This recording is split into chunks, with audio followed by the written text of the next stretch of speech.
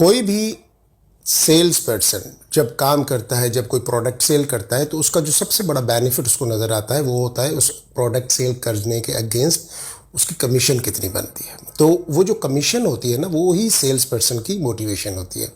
लेकिन आपकी ज़िंदगी में बहुत सारे ऐसे भी क्लाइंट्स आपसे टकराते होंगे कि जो आपसे कहते होंगे कि मैं आपके ही कंपनी के कुछ ऐसे सेल्स पर्सन को जानता हूं जो कमीशन कम लेते हैं। तो इसके अगेंस्ट आपका जवाब होना चाहिए कि जनाब, मैं अपने ऐसे क्लाइंट्स को जानता हूं जो मुझे ज़्यादा अदायगी करते हैं, क्योंकि मैं उनको देता हूं सर्विस।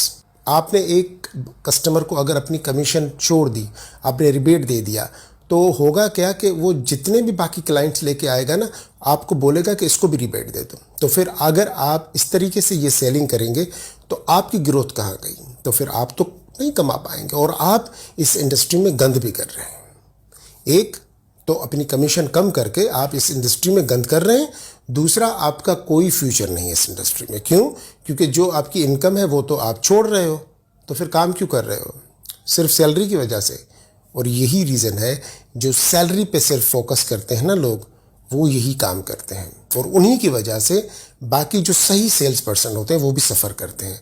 क्यों? क्योंकि वो इतना घटिया काम करते हैं कि अपनी मेहनत छोड़ देते हैं कि सेल क्लोज हो जाए, मेरा टारगेट अचीव हो जाए। उनका टारगेट ये है कि मेरी सैलरी ना रुके, उनका टारगेट ये नहीं है कि मेरी ग्रोथ ना रुके, मेरी फैमिली में फाइनेंशियल ग्रोथ आए, मेरी ज़िंदगी में खुशहाली आए। उनका ये टारगेट है ही नहीं। बस उसका ये टारगेट है किसी तरीके से टारगेट हो जाए, बॉस खुश हो जाए और बस मेरी सैलरी नहीं रुकनी चाहिए।